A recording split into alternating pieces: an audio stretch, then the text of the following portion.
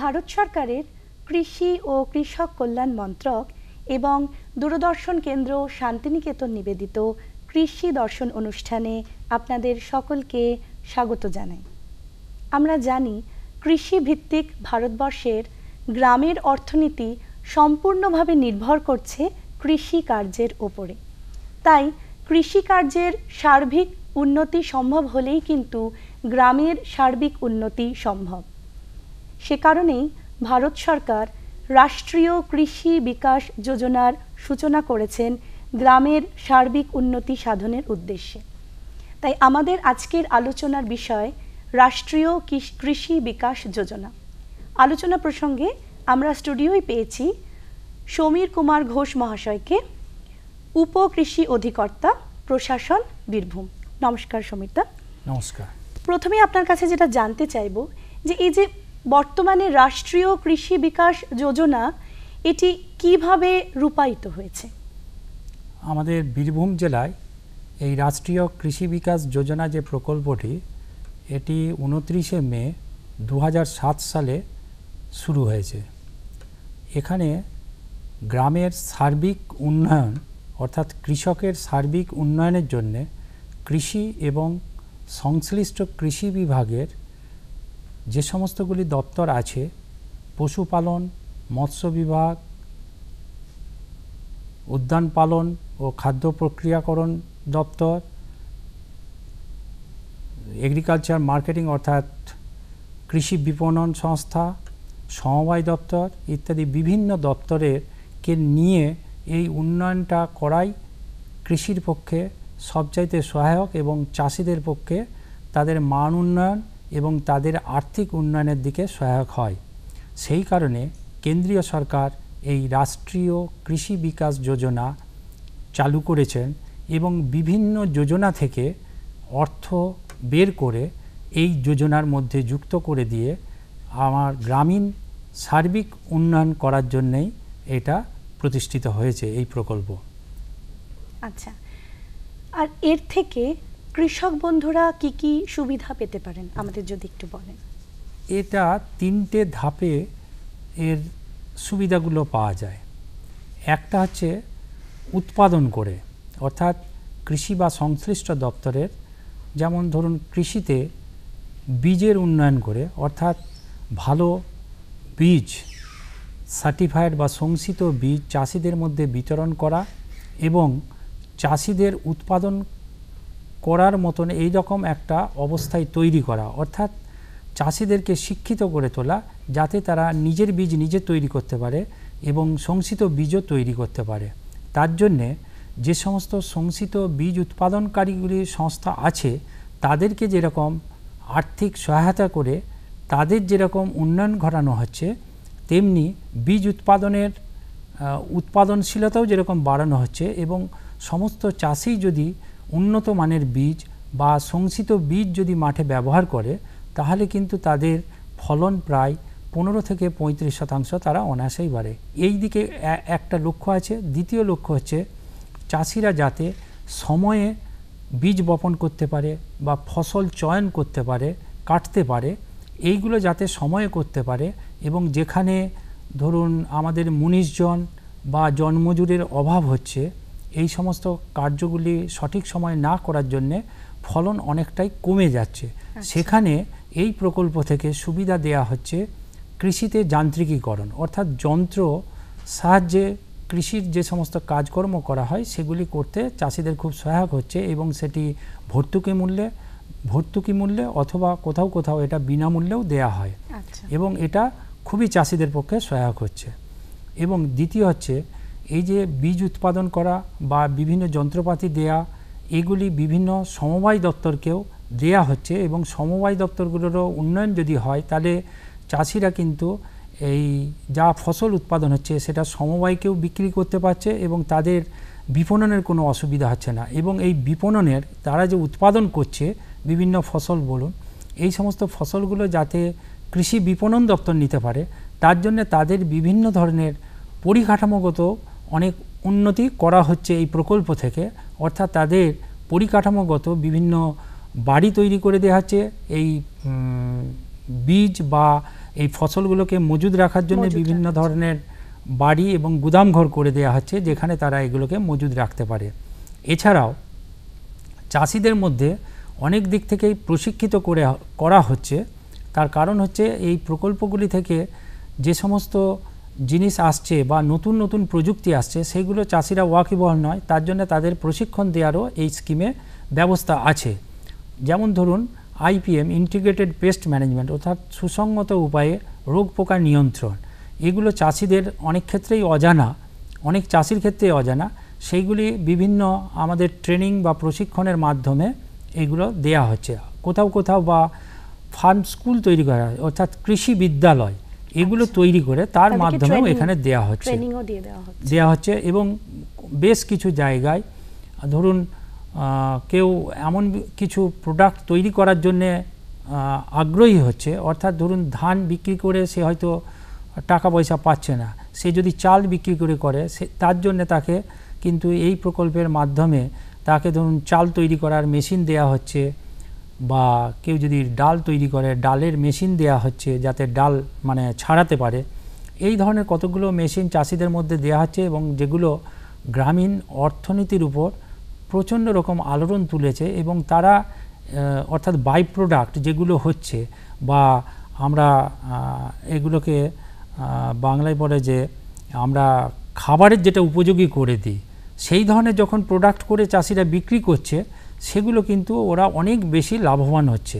এই ধরনের অনেক সুযোগ সুবিধা কিন্তু এর মাধ্যমে দেয়া হচ্ছে। আরও একটি এই প্রকল্পে সুযোগ সুবিধা দেয়া হচ্ছে, ধরুন কোথাও এমন কিছু একটা প্রাকৃতিক দুর্যোগ হচ্ছে, যে দুর্যোগে চাষিরা কোথাও থেকে কিছু সহায়তা পাচ্ছে না, সেই সব ক্ষেত্রে কিন্তু আমাদের এখানে এই প্রকল্পে একটা সুযোগ আছে যে 10% যেরকম প্রাকৃতিক দুর্যোগ হলে ওইখানে ওই 10% মতন সহায়তা আমাদের এই প্রকল্প থেকে চাষিদের মধ্যে দেয়া হয়। মানে 10% মতন কিসের সহায়তা দেয়া হয়? মানে আর্থিক সহায়তা দেয়া হয়। আচ্ছা। এবার হচ্ছে যে এই সমস্ত প্রকল্পগুলো যাতে ঠিক মতন রূপায়িত হয়, তার জন্য আবার আমরা ধরুন কোনো জমিতে হয়তো মাটি পরীক্ষা সমস্ত জায়গায় চাষিদের জন্য করার সুযোগ নেই। সেই জন্যে যেখানে মাটি পরীক্ষা করার জন্য ব্যবস্থা যে সমস্ত পরীক্ষাগারে করা হয়, সেই সমস্ত পরীক্ষাগার তৈরি করার জন্যও এই প্রকল্প থেকে কিন্তু প্রচুর অর্থ ব্যয় করা হয়, যাতে চাষিরা এই সুযোগগুলো পায়, মাটি পরীক্ষার সুযোগ পায়, বা অন্যান্য যে সমস্ত সুযোগগুলো পাওয়ার কথা চাষিরা যাতে পায়, তার জন্য পরিকাঠামোগত যে সমস্ত উন্নয়ন করার দরকার, সেই সমস্ত কিন্তু এই প্রকল্পের মাধ্যমে দেয়া হয়। তার মানে সামগ্রিক কৃষিকার্যের উন্নতির জন্য একবারে বীজ বপন থেকে ফসল কাটা থেকে ফসল বিক্রি পর্যন্ত যে কিছু সমস্যার সম্মুখীন কৃষক বন্ধুরা হতেন, সেটা যাতে না হন তার জন্য এই প্রকল্পটি কাজ করছে। বীরভূম জেলার ক্ষেত্রে এই প্রকল্পটি কিভাবে কার্যকরী করা হয়েছে? বীরভূম জেলায় দেখুন এই প্রকল্প চালু হয়েছে প্রথম বললাম 2007 সালে। তো ওইখান থেকে যখন আমাদের কেন্দ্রীয় সরকার 90% টাকা দিতেন, আমাদের রাজ্য সরকার 10% টাকা দিতেন। বর্তমানে এই প্রকল্পটির কিছুটা পরিবর্তন আনা হয়েছে, এবং একটি BGRAI প্রকল্প এসেছেন। BGRAI অর্থাৎ bringing green revolution in eastern India, অর্থাৎ পূর্ব ভারতের সবুজ বিপ্লব আনয়ন প্রকল্প। এইটি চালু হয়েছে আজ থেকে প্রায় 3-4 বছর। তো এইটা চালু হওয়ার ফলে এটার বিস্তৃতি আরও প্রসার লাভ করেছে। তার কারণ হচ্ছে BGRAI স্কিমে আমাদের অর্থাৎ পূর্ব ভারতের সবুজ বিপ্লব আনয়নের ক্ষেত্রে আমরা 100 হেক্টরের প্রদর্শনী ক্ষেত্র করছি। যে সমস্ত বীজগুলো 10 বছরের মধ্যে ছাড়পত্র পেয়েছে, সেই সমস্ত বীজগুলোকে দিয়ে আমরা ধান এবং গমের ক্ষেত্রে এটা একটা চাষিদের মধ্যে আলোড়ন তুলেছে। 100 হেক্টর মানে প্রচুর চাষি এতে উপকৃত হচ্ছেন। ওরা বীজটা পাচ্ছে ফ্রি অফ কস্ট, অর্থাৎ বিনামূল্যে পাচ্ছে, এবং তার সঙ্গে কিছু কিছু কৃষি উপকরণ দেয়া হয়। কোনো ক্ষেত্রে এদের সার দেয়া হয়, কোনো ক্ষেত্রে অনুখাদ্য দেয়া হয়, কোনো ক্ষেত্রে আগাছানাশক দেয়া হচ্ছে, কোনো ক্ষেত্রে বা কিছু কীটনাশক দেয়া হচ্ছে, জৈব কীটনাশক দেয়া হচ্ছে, এবং চাষিদের ক্ষেত্রে প্রশিক্ষণও দেয়া হচ্ছে আমাদের বীরভূম জেলাতে। তার কারণ হচ্ছে আমরা রাসায়নিক কীটনাশক ব্যবহার করতে করতে পরিবেশ এত দূষণ হয়ে যাচ্ছে, যেখানে জৈব কীটনাশকও আমরা চাষিদের মধ্যে এই প্রকল্প থেকে আমরা দিচ্ছি। এবং এই প্রকল্পের আওতায় আমরা সমস্ত দপ্তরকেই যুক্ত করা হয়েছে এই বিজিআরআই স্কিমে। কারণ এখানে শুধু যে ধান গম হচ্ছে তা নয়, আমরা পরবর্তীকালে ধান গম করার পরে ধরুন বর্ষাকালে ধান হচ্ছে, তারপরের জমিটা পড়ে থাকছে, সেখানে রাইস ফ্যালো সিস্টেমে যে সমস্ত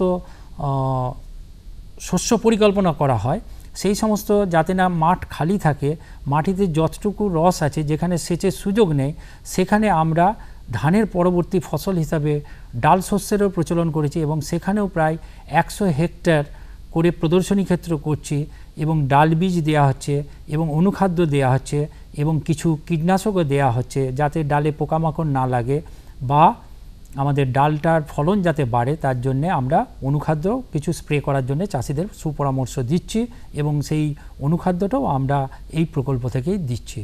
সুতরাং যাতে কোনো জমি না পড়ে থাকে, সেইভাবে যেরকম ফসল চাষের পরিকল্পনা করা হচ্ছে, অর্থাৎ শস্য পর্যায় নিয়েও আমাদের এখানে মাথা ঘামাতে হচ্ছে এই পরিকল্পনাতে, এবং চাষিরা এই সুযোগটা পুরোপুরি পাচ্ছেন এবং চাষিরা এখন খুব সহজেই এই প্রকল্প বিভিন্ন মেলা বা প্রশিক্ষণ শিবিরে তারা হাজির হচ্ছেন, যেখানে আমরা এটা প্রচার চালাচ্ছি এবং চাষিদের সহায়তা করার জন্যে এবং চাষিদের মান উন্নয়নের জন্যে এবং চাষিদের আর্থিক উন্নয়নের জন্যেই আমরা এই প্রকল্পটা এইভাবেই বীরভূমে রূপায়ণ করছি, যাতে সমস্ত চাষিরাই এটা পায় এবং পাশাপাশি চাষিরাও যাতে জানতে পারে, তারা যাতে এই সুযোগটা পায় তারও আমরা ব্যবস্থা করেছি। আচ্ছা, আর এই যে প্রকল্পটির সুবিধে, এটি কে বা কারা পাচ্ছেন এবং এই সুবিধে পেতে গেলে কোথায় যোগাযোগ করতে হবে? এই সুযোগগুলো পাবেন আমাদের সাধারণ কৃষক, সমবায় সংস্থা, কোনো এনজিও, কৃষক সংগঠন, ফার্মার্স প্রডিউসিং অর্গানাইজেশন অর্থাৎ এফপিও বলে এক একটি সংস্থা তৈরি হচ্ছে, তারাও এই সুযোগ পাবেন এবং ফার্মার্স ক্লাব ইনারাও পেতে পারেন এবং সমবায় সংস্থা তো বলেইছি, বিভিন্ন সমবায় সংস্থা কিন্তু বড় বড় প্রকল্প এখান থেকে পাচ্ছে। আর এই সুবিধা পেতে গেলে কোথায় কোথায় যোগাযোগ করতে হবে কৃষক বন্ধুদেরকে?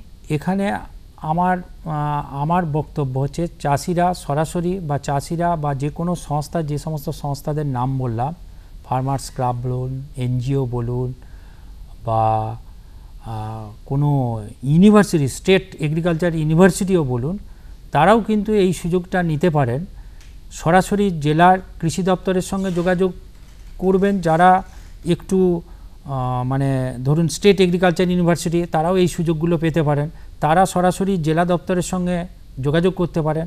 তবে আমি বলবো চাষি লেভেল বলুন বা এনজিও বলুন বা ফার্মার্স ক্লাব বলুন বা সমবায় দপ্তর বলুন, প্রত্যেককেই উচিত যে ব্লকের কৃষি সহকারী কৃষি অধিকর্তা, সহকৃষি অধিকর্তা যে যার ব্লকে যিনি আছেন তার সঙ্গে যোগাযোগ করতে পারেন, কৃষি প্রযুক্তি সহায়কের সঙ্গে যোগাযোগ করতে পারেন, বিটিএম আছে প্রতিটি ব্লকে, এটিএম আছে, কৃষি সম্প্রসারণ আধিকারিক আছেন, সহ কৃষি সম্প্রসারণ আধিকারিক আছেন, এতজন কৃষি সম্প্রসারণ কর্মী আছেন, তাদের সঙ্গে ব্লকে যোগাযোগ করলেই কিন্তু এই সুযোগগুলো তারা বলে দেবেন কোথায় কি করলে এই সুযোগগুলো পাওয়া যাবে।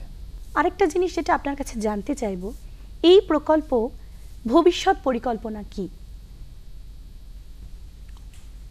ভবিষ্যৎ পরিকল্পনা বলতে স্কিম যেভাবে চলছে, যেভাবে উন্নতির পথে এগিয়ে যাচ্ছে সেইভাবেই চলবে। আরও নতুন নতুন প্রযুক্তি যেগুলো আসছে সেগুলোকে চাষিদের মধ্যে বা যারা ধরুন প্রাণী সম্পদ বিকাশী বলুন, সেরিকালচারই বলুন, ফিশারি দপ্তরই বলুন, নতুন নতুন যে সমস্ত প্রযুক্তি আসছে সেই প্রযুক্তিগুলো যত তাড়াতাড়ি সম্ভব চাষিদের কাছে পৌঁছানো যায় সেই ধরনের কিন্তু রাস্তা আস্তে আস্তে তৈরি হচ্ছে।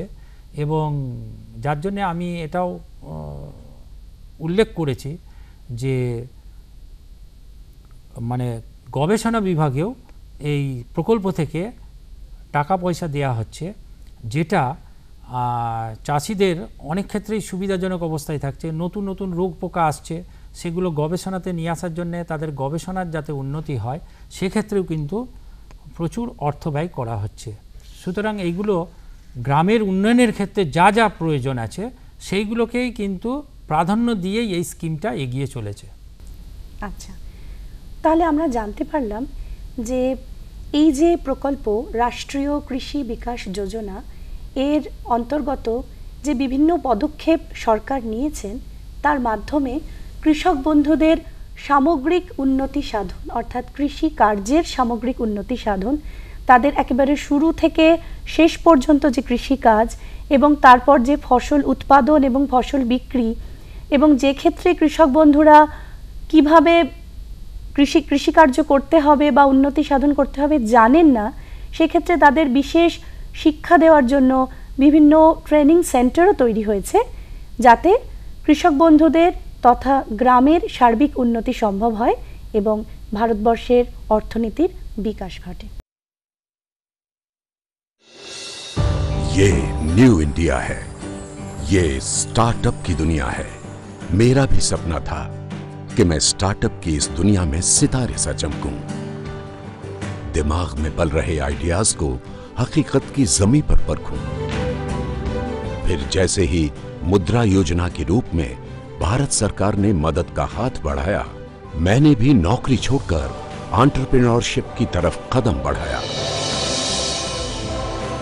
मेरे जैसे यंग एंटरप्रेन्योर्स को भारत सरकार की इस नई योजना से मिली एक शुभ शुरुआत, और आगे के सफर के लिए मिला स्टार्टअप योजना का साथ। रजिस्ट्रेशन, टैक्स और लाइसेंस की मुश्किलें नहीं आई आड़े। मेरे बिजनेस की शुरुआत हुई इस नए और सहूलियतों से भरे इकोसिस्टम के सहारे। इनक्यूबेटर, मेंटर्स और जरूरी सभी जानकारी मिली बस एक क्लिक से। बिजनेस बुलंदी पर पहुंचा 5 साल तक मिलने वाले टैक्स बेनिफिट से। केंद्र सरकार की इस महत्वाकांक्षी योजना से मेरे जैसे लाखों युवाओं का जीवन संवर रहा है। सच है, मेरा भारत बदल रहा है। जॉब सीकर्स नहीं, ये जॉब क्रिएटर्स बनने की शुरुआत है। हां, अब मैं और मेरा हर ख्वाब आजाद है। New India, startup India.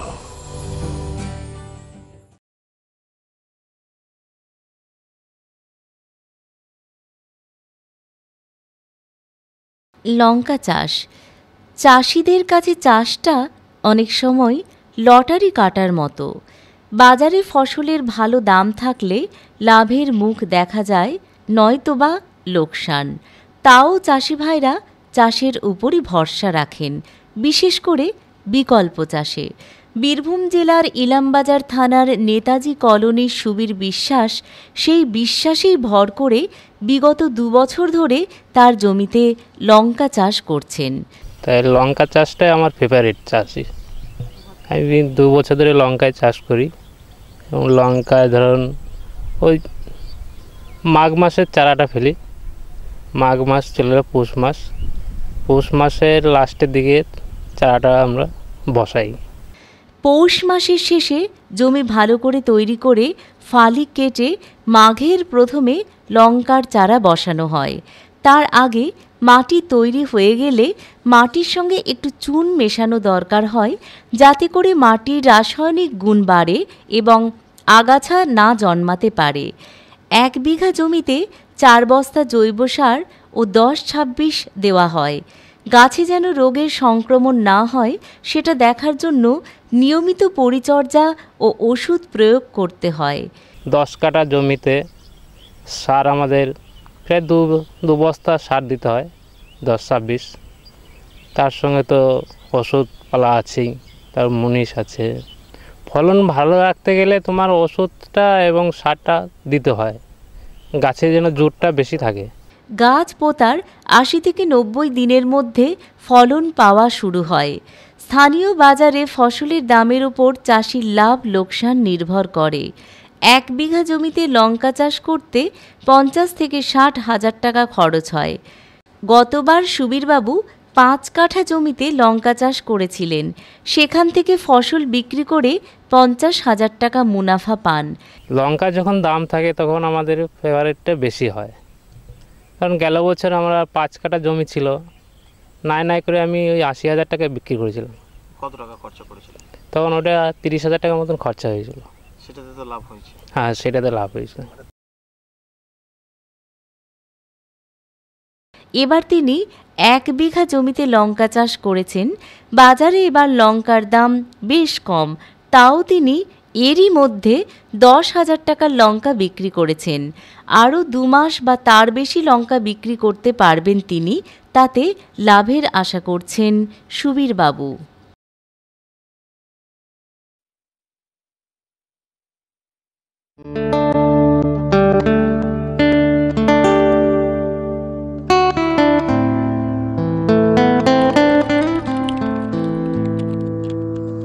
मेरा नाम सैफुल इस्लाम है।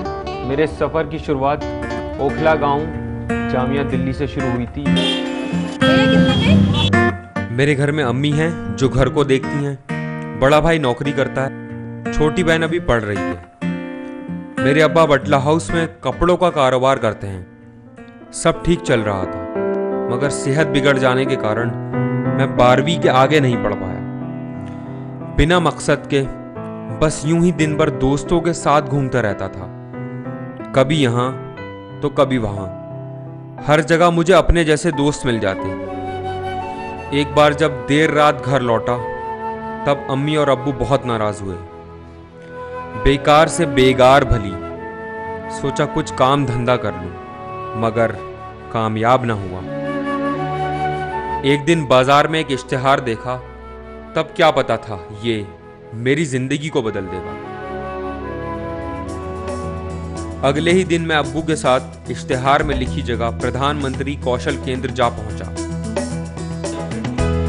मुझे यहाँ बताया गया ये कौशल केंद्र 10वीं और 12वीं जमात या उससे भी कम पढ़े नौजवानों के लिए है। यहाँ पर उनकी काबिलियत, सलाहियत और हुनर की बुनियाद पर ट्रेनिंग देकर रोजगार के मौके दिए जाते हैं। मुझे लगा मैं ये कर सकता हूँ। मैंने केंद्र में रिटेल सेल्स एसोसिएट के लिए दाखिला ले लिया। प्रधानमंत्री कौशल केंद्र ने मेरी सोच को मजबूत बनाया। मेहनत, लगन और हुनर के रंगों ने मुझे और मेरे फन को निखारा। आखिर वो दिन आ ही गया। जल्दी ही मैंने पहली सीढ़ी पार कर ली। मुझे मेरा पहला जॉब मिल गया।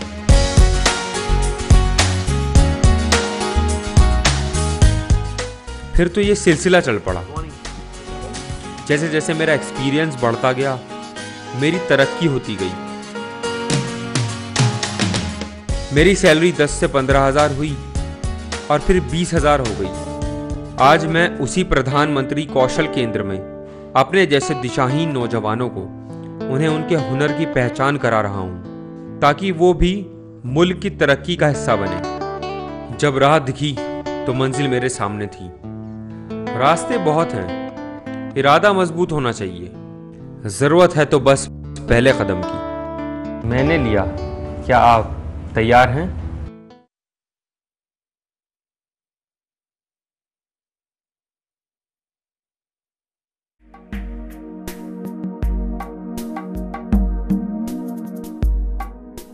এ সপ্তাহে হালকা থেকে মাঝারি বৃষ্টির সম্ভাবনা রয়েছে। সর্বোচ্চ তাপমাত্রা 36 থেকে 37 ডিগ্রি সেলসিয়াস এবং সর্বনিম্ন 25 থেকে 26 ডিগ্রি সেলসিয়াসের মধ্যে থাকতে পারে।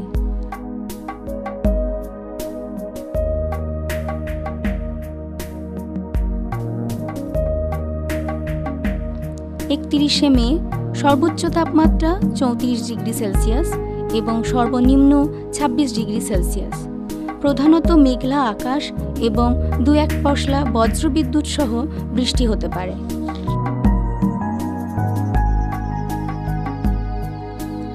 1 জুন সর্বোচ্চ তাপমাত্রা 34 ডিগ্রি সেলসিয়াস এবং সর্বনিম্ন 26 ডিগ্রি সেলসিয়াস। প্রধানত মেঘলা আকাশ এবং বজ্রবিদ্যুৎ সহ 2-1 পশলা বৃষ্টি হতে পারে। 2 জুন সর্বোচ্চ তাপমাত্রা 35 ডিগ্রি সেলসিয়াস এবং সর্বনিম্ন 27 ডিগ্রি সেলসিয়াস। আকাশ আংশিক মেঘলা এবং বজ্রবিদ্যুৎ সহ মাঝারি বৃষ্টির সম্ভাবনা রয়েছে।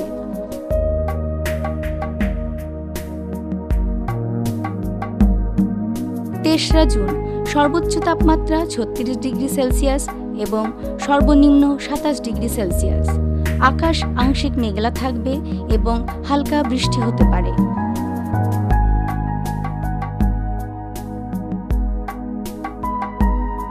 4 জুন সর্বোচ্চ তাপমাত্রা 36 ডিগ্রি সেলসিয়াস এবং সর্বনিম্ন 27 ডিগ্রি সেলসিয়াস। আকাশ আংশিক মেঘলা থাকবে।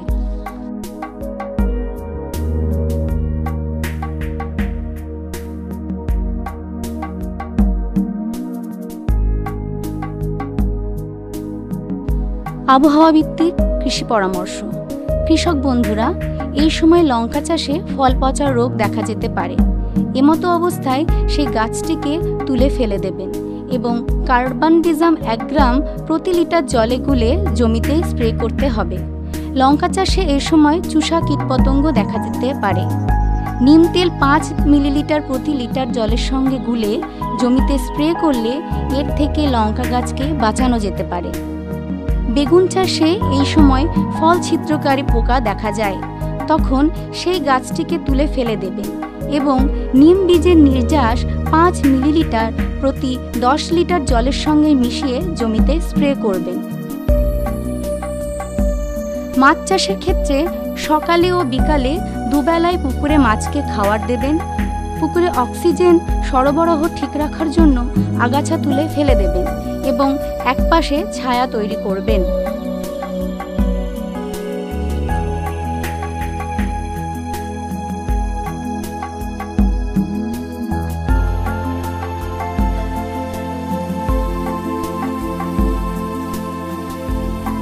এ সপ্তাহে হালকা থেকে মাঝারি বৃষ্টির সম্ভাবনা আছে, তাই কৃষক বন্ধুদের চাষের জমি গভীর করে লাঙল দিয়ে চষে রাখার পরামর্শ দেওয়া হচ্ছে। NDVI মানচিত্র অনুযায়ী বীরভূম জেলা আচ্ছাদিত ফসলের পক্ষে মাঝারি অবস্থায় আছে। SPI মানচিত্র অনুযায়ী এই জেলা পরিণত রূপে শুকনো অবস্থায় আছে। যেহেতু এ সপ্তাহে বৃষ্টির সম্ভাবনা রয়েছে, তাই মাঠে দাঁড়িয়ে থাকা ফসলের জলসেচ বন্ধ রাখার পরামর্শ দেওয়া হচ্ছে। আজকে পয়সা উসুল করেই ছাড়বো।